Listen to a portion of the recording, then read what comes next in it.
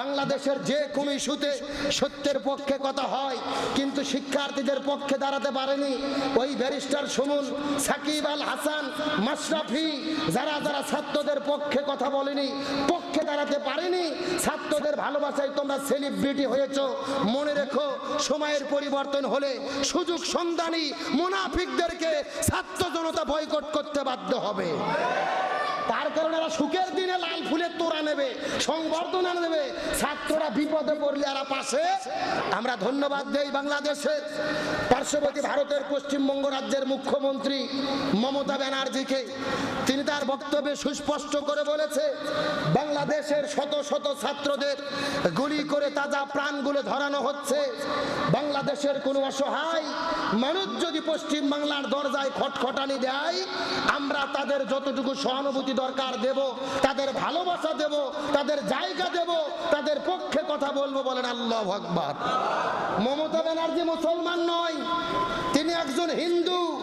তারপরেও তিনি বুঝলেন আমাদের দুঃখ কষ্টের কথা, অসহায়দের পক্ষে কথা বললেন।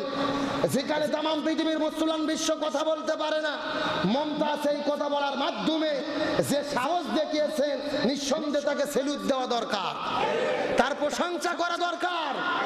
যদিও আমাদের ভারত যাওয়ার মতো পরিবেশ হয়নি, আমরা যাব না, যেতেও চাই না, কিন্তু তিনি যেই কথাটা বলেছে নিঃসন্দেহে প্রশংসা পাওয়ার যোগ্যতা রাখে। তিনি বলেছেন, আমরা রাজনীতি বুঝি না, বাংলাদেশের সঙ্গে ভারতের কি সম্পর্ক হবে, নরেন্দ্র মোদীর সরকার ডিসিশন নেবে, কিন্তু আমরা যেহেতু পাশাপাশি বসবাস করি, কেউ বিপদে পড়লে তাদের সাহায্য করব।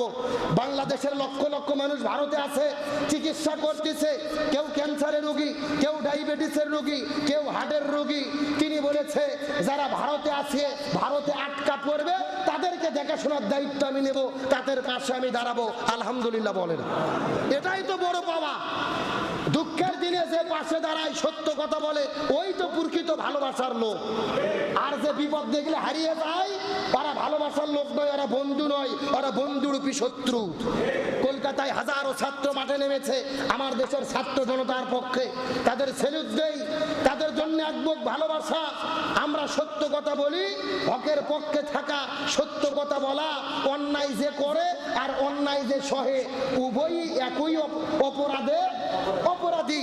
আর জালেম এবং মাজলুম যখন দুই ভাগ হয়ে যায়, আপনি জালেমের পক্ষেও নাই, মাজলুমদের পক্ষেও নাই, চুপচাপ বসে আছেন। ইসলামী শরীয়ত বলতেছে, আপনি চুপচাপ বসে থাকার মাধ্যমে মূলত আপনি জালেমদের পক্ষেই অবস্থান নিয়েছেন। কারণ আপনি চুপচাপ বসে আছেন, মুনাফিকি নীতি, না মাজলুমদের পক্ষে না জালেমদের পক্ষে, নীরবে সহ্য করতেছেন। আজকে অন্য জনের সন্তান বুকে গুলিকে শহীদ হয়েছে, মনে রাখবেন এই গুলি একদিন আপনার সন্তানের বুকেও লাগতে পারে। এই জন্য সাবধান।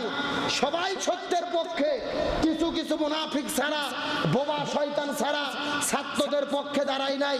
বাংলাদেশের যে কোনো ইস্যুতে সত্যের পক্ষে কথা হয়, কিন্তু শিক্ষার্থীদের পক্ষে দাঁড়াতে পারেনি ওই ব্যারিস্টার সুমন, সাকিব আল হাসান, মাশরাফি, যারা যারা ছাত্রদের পক্ষে কথা বলেনি, পক্ষে দাঁড়াতে পারেনি। ছাত্রদের ভালোবাসায় তোমরা সেলিব্রিটি হয়েছো। মনে রেখো, সময়ের পরিবর্তন হলে সুযোগ সন্ধানী মুনাফিকদেরকে ছাত্র জনতা বয়কট করতে বাধ্য হবে। তার কারণে এরা সুখের দিনে লাল ফুলের তোড়া নেবে, সংবর্ধনা নেবে, ছাত্ররা বিপদে পড়লে এরা পাশে। আরে ভাই, পাশে না দাঁড়ালেন একটা কথাই তো তারা শক্তি পায়। তাদের পক্ষে একটু কথা বলেন, সমর্থন করেন, এটাও করতে পারে না। আল্লাহ রাসূল বলেছেন হাদিস শরীফের মধ্যে, মান রাআ মিনকুম মুনকার, তোমাদের মধ্যে যদি অন্যায় হয়, তোমরা তখন সেটাকে হাত দিয়ে বাধা দাও। রাসূল বলেন, ফাইল্লাম ইস্তাতি, যদি সেটা করতে না পারো, ফাবি লিসানিহি, মুখ দিয়ে বাধা দাও। রাসূল বলেন, ফাইল্লাম ইস্তাতি, যদি সেটাও করতে না পারো, ফাবি কলবিহি, অন্তর দিয়ে ঘৃণা করো। রাসূল বললেন, এটাও যদি করতে না পারো, মনে রেখো তোমাদের ভেতরে কোনো ঈমান নাই, তোমরা টাটকা মুনাফিক। এই জন্য সাবধান। পারলে হাত দিয়ে বাধা দেব, না পারলে মুখ দিয়ে নিষেধ করব, না হলে অন্তরে ঘৃণা করে ওটাকে ঘৃণা করে বন্ধ করার চেষ্টা করব। তবে চুপচাপ থেকে ওটাকে সমর্থন করে ইমানদার বলে দাবি করা যাবে, ওই ইমানের 4 দাম আল্লাহর কাছে নাই। আল্লাহ তাআলা আমাদের খাঁটি ইমানদার হক তৌফিক দান করুক, বলেন আমিন। তাহলে চিৎকার করে বলেন দেখি, এজিদ জোর করে ক্ষমতা দখল করে কয়টা কাজ করলো? আরো জোরে বলেন। এখন এই 4 কাজ করার পরে দেশের মধ্যে কয় ভাগ হয়ে গেল? জোরে বলেন। আমার প্রিয় বন্ধুগণ, মুসলমান ভাইরা গভীর মনোযোগ। ইয়াজিদের পক্ষে কিছু লোক বায়াত গ্রহণ করে ইয়াজিদের পক্ষে অবলম্বন করে নিল, কিন্তু ইরাকের কুফা নগরী থেকে প্রত্যেক দিন হাজার হাজার চিঠি চলে আসে। ওই মক্কা মদিনার ভেতরে হুসাইনের কাছে চিঠি পাঠিয়ে দেওয়া হয়, নবীর নাতি ইমাম হুসাইন, রাসূলের দিন ইসলাম ধ্বংস হয়ে গেল, ইয়াজিদ খেলাফত বাদে রাজতন্ত্র কায়েম করলো, আমরা আপনার খেলাফত মানতে চাই, আপনার হাতে বায়াত গ্রহণ করে আপনার আমির মানতে চাই।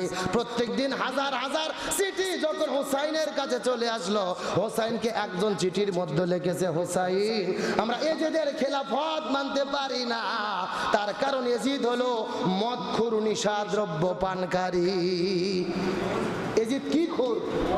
কথা কন, কি খোর? মদখোর, নিশাদ্রব্য পানকারী। সুতরাং এই লোককে আমরা শাসক মানতে পারি না, খলিফা মানতে পারি না, তার কারণ শাসক যদি মাতাল হয় দেশের অবস্থা কি হবে? কথা কন না কে? আমার প্রিয় বন্ধুগণ, মুসলমান ভাইরা গভীর মনোযোগ। একটা উদাহরণ দিয়ে আলোচনাটা শেষের দিকে নিয়ে যাব, কথাগুলো সুন্দর করে বোঝার চেষ্টা করবেন। আপনাদের বগুড়ার মধ্য থেকে প্রত্যেক দিন ঢাকায় একটা বাস যায়, নিয়মিত বাস চলাচল করে, এমন একটা বাসের নাম বলেন। কোন কি গাড়ি যায়? বিএটিসি ঢাকা কে যায়? কেমন যায় না তো? হানিফ যায়, শ্যামলী যায়, সাপ হোটেলে যায়, এটাও বলতে পারেন না আপনারা। আচ্ছা, হানিফ গাড়ি বেশি যায়, কি কোন আপনারা? গভীর মনোযোগ দিয়ে কথাগুলো বোঝার চেষ্টা করবেন। সকাল 7টার দিকে বগুড়া জেলার সাতমাথার মধ্যে থেকে হানিফ একটা গাড়ি ছাড়ছে ঢাকায় যাওয়ার জন্য। জোরে বলেন, কোথায় যাবে? আরো জোরে বলেন। এই বাসের মধ্যে প্যাসেঞ্জার উঠেছে 30 জন। জোরে বলেন, কয়জন? এই 30 জন প্যাসেঞ্জারের ভেতরে 10 জন হুজুর, 10 জন হাফেজ, আর 10 জন মুফতি মুহাদ্দিস, মাথায় বিশাল বড় বড় টুপি, মুখের মধ্যে দাড়ি, সবাই হাতের মধ্যে তসবিহ নিয়েছে। প্যাসেঞ্জার সর্বমোট কয়জন? 10 জন হুজুর, 10 জন হাফেজ, আর 10 জন হলো মুফতি। এই 30 জন প্যাসেঞ্জার বাসের মধ্যে চড়ার পরে হানিফ গাড়িটা ছেড়ে দিল ঢাকাতে যাওয়ার জন্য। যেতে যেতে সিরাজগঞ্জ রোডের মধ্যে যাওয়ার পরে প্যাসেঞ্জাররা লক্ষ্য করে দেখে বাস একবার ডান দিকে যায়, আবার বাম দিকে যায়। আস্তে করে সামনে যাওয়ার পরে লক্ষ্য করে দেখে এই হানিফ গাড়ির ড্রাইভার হলো মাতাল, মদখোর। কি খোর? আরো জোরে বলেন।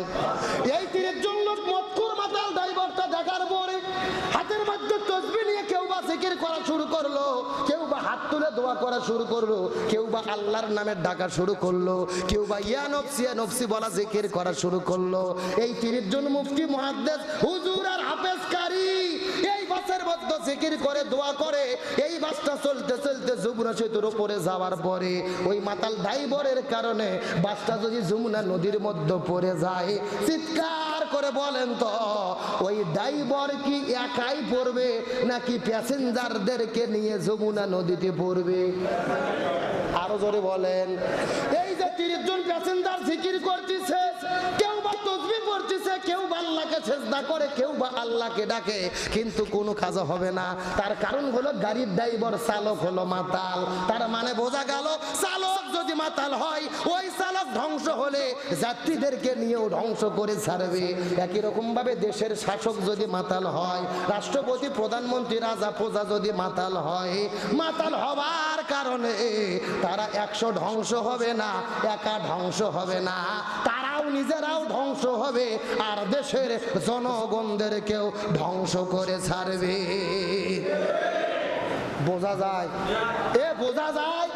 আপনারা বোঝেন আর না বোঝেন, এটা ভালো বুঝেছিল ইরাকের মুসলমান। যেরকম কোথাকার মুসলমান, এটা আপনাদের বোঝার জন্য এই ওয়াজ আমি করিওনি, আমি ইরাকের ওয়াজ করতেছি। ওই ইরাকের মুসলমান এটা বুঝেছে যে ইয়াজিদ যদি মাতাল হয় আমাদের অবস্থা 12টা বাজবে। কথা কি বোঝা যায়? বোঝা যায়। এখন আপনাদের শাসক, চেয়ারম্যান, মেম্বার, রাষ্ট্রপতি, প্রধানমন্ত্রী, এরাও যদি মাতাল হয় কি হবে এটা আপনারা বুঝবেন বাড়ির যেয়ে। মসজিদে বোঝার দরকার নেই, বাড়ির যেয়ে বুঝবেন। আর এখন ইরাকেরটা বোঝেন। ইরাকের মুসলমানরা বুঝতেছে শাসক যদি মাতাল হয় অবস্থা ভালো না খারাপ। এখন চিঠি লিখতেছে কার কাছে? হোসাইনের কাছে, যে আসেন আপনার খেলাফত মানবো আমরা, ইয়াজিদের শাসন। এইরকম ভাবে প্রতিদিন হাজার হাজার চিঠি যখন হুসাইনের কাছে চলে যায়, ইমাম হোসেন সিদ্ধান্ত গ্রহণ করবেন কি করা যায়। নিজে নিজে সিদ্ধান্ত গ্রহণ করবেন না, মক্কা মদিনার সমস্ত সাহাবীদেরকে নিয়ে তিনি পরামর্শ করার জন্য মিটিং ডাকলেন যে প্রত্যেকদিন ইরাকের কুফা থেকে চিঠি আসে, কি করা যায়। মক্কা মদিনায় অবস্থানরত সাহাবীরা ডাক দে বলে, এই নবীর নাতি ইমাম হোসেন রে, ওই ইরাকের ভেতরের মুসলমানদের চিঠির লেখা যত সুন্দর, তাদের অন্তর অতটা সুন্দর না। কথা কি বুঝতে পারছেন? চিঠির লেখা যত মধুর, যত সুন্দর, অন্তর তত। তার মানে কি আছে? মুখে এক, অন্তরে আর এক। তার নাম কি? মুনাফিক। তার নাম কি? মুখে এক, অন্তরে আর এক, তার নাম। তার মানে সাহাবীরা বুঝাইতে চাইলো, আপনি যে ইরাকের কুফাতে যেতে চাচ্ছেন, ওখানকার মুসলমানদের মধ্যে কিন্তু মুনাফিকি আছে, এজন্য সাবধান, সাবধানতা অবলম্বন করতে হবে। তখন হুসাইন রাদিয়াল্লাহু তাআলা একজন লোককে নিয়োগ করলেন তদন্ত করার জন্য, যার নাম হলো মুসলিম বিন আকিল। কি নাম বলেছি? মুসলিম বিন আকিলকে পাঠিয়ে দিলেন, আপনি যান ইরাকের কুফাতে একটু তদন্ত করে দেখেন, এই মুসলমানরা আসলে আমাকে সত্যি কি চায় নাকি বিপদে পড়লে কেটে পড়বে, আপনি একটু তদন্ত করে আসেন। সুবহানাল্লাহ বলেন। আমার বন্ধুগণ, মুসলমান ভাইরা গভীর মনোযোগ। মুসলিম বিন আকিল যখন মদিনার মধ্য থেকে রওনা করলেন ইরাকের কুফা নগরীতে খবর নেওয়ার জন্য, তদন্ত করার জন্য, এমন সময় মুসলিম বিন আকিলের দুইজন সন্তান, জোরে বলেন কয়জন? একজনের নাম মোহাম্মদ, আর একজনের নাম হলো ইব্রাহিম। এই দুইটা সন্তান বাবার সঙ্গে কান্না শুরু করলো, বাবা আপনাকে একা যেতে দেব না বাবা, আমরাও আপনার সঙ্গে যেতে চাই। সুবহানাল্লাহ বলেন। এই দুইটা সন্তানের কান্না সহ্য করতে না পেরে মুসলিম বিন আকিল দুইজন সন্তানকে সঙ্গে করে নিয়ে আস্তে করে রওনা করলেন ইরাকের কুফা নগরীর উদ্দেশ্যে। শর্টকাট করে বলতেছি, যেতে যেতে ইরাকের কুফার ভেতরে, কুফার মধ্যে যখন পৌঁছে গেছে, ওই কুফার মধ্যে যাবার পরে চতুর্দিক থেকে হাজার হাজার মানুষেরা মুসলিম বিন আকিলের কাছে যখন চলে আসলো, মুসলিম বিন আকিল ডাকতে বলে, আমি এসেছি নবীর নাতি ইমাম হোসাইনের পক্ষ থেকে, তোমাদের মনের খবরটা সঠিকভাবে জানতে চাই। এই কথা বলার পরে কুফা নগরীর ভেতর থেকে একদিনের ভেতরে 1 নয় 2 নয় 40,000 মুসলমান, জোরে বলেন কয় হাজার? 40,000 মুসলমান মুসলিম বিন আকিলের হাতে হাত রেখে বায়াত গ্রহণ করলেন ইমাম হোসাইনের পক্ষে, যে আপনাকে উকিল মেনে ইমাম হোসেনের পক্ষে আমরা খেলাফত মানলাম, ইমাম হোসেনকে আমরা আমির হিসেবে নির্ধারণ করলাম। এই 40,000 মুসলমান মুসলিম বিন আকিলের হাতে হাত রেখে যখন আমিরের শপথ গ্রহণ করেছে, এমন সময় মুসলিম বিন আকিল হাতের মধ্যে চিঠি বের করে, চিঠির মধ্যে লিখে দিয়েছে, নবীর নাতি ইমাম হোসাইন, ইরাকের কুফার অবস্থা ভালো, আপনি চাইলে পরিবার নিয়ে আসতে পারেন। এই চিঠি পৌঁছে দেওয়ার পরে একটা দূতকে পাঠিয়ে দেওয়া হলো, দ্রুত গতিতে চিঠিটা নিয়ে মদিনায় তুমি রসুলের নাতি ইমাম হোসেনের কাছে পৌঁছে চলে যাও। এই চিঠিটা নিয়ে যখন কুফা থেকে রওনা করে দেওয়া হয়েছে, ওইদিকে এজিদের কাছে খবর চলে গেল, ওই ইরাকের কুফা নগরীর ভেতরে হোসাইনের পক্ষে হাজার হাজার মানুষেরা বায়াত গ্রহণ করতেছে। এজিদ ডাকতে বলে, না আমি তো খলিফা, আমি তো জোর করে ক্ষমতা দখল করেছি, এই ক্ষমতার চেয়ার ছাড়া যাবে। আরো জোরে বলেন যাবে। এই ক্ষমতার চেয়ারটাকে ঠিকানার জন্য এজিদ চিৎকার করে দ্রুত গতিতে ঘোড়া পাঠায়া মেসেজ দিয়ে দিল ওবাইদুল্লাহ বিন জিয়াদের কাছে, যেই জিয়াদটা ইরাকের কুফার শাসন কর্তা ছিল, জিয়াদের কাছে চিঠি পাঠায়া দিল এজিদ, ওই হুসাইনের পক্ষে যত লোক ওই ইরাকের কুফার মধ্যে কথা বলবে তাদেরকেই তোমরা হত্যা করে ফেলবে।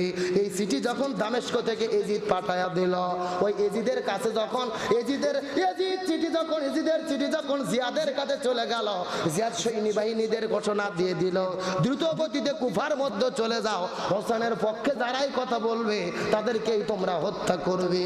এই ঘোষণা পাওয়ার পরে ইরাকের কুফার মধ্যে চতুর্দিক থেকে হাজার হাজার সৈন্য কুফা নগরীটা ঘেরাও করে নেওয়ার পরে যেই 40,000 মুসলমান ইমাম হুসাইনের পক্ষে মুসলিম বিন আকিলের হাতে হাত রেখে বায়াত গ্রহণ করেছিল রে, চতুর্দিক থেকে সৈনিকগুলো যাওয়ার পরে এই 40,000 হুসাইনের ভক্ত আলেমদেরকে, ইসলামপন্থী ইমানদারদেরকে তারা হত্যা করেছে। জোরে বলেন নাউজুবিল্লাহ।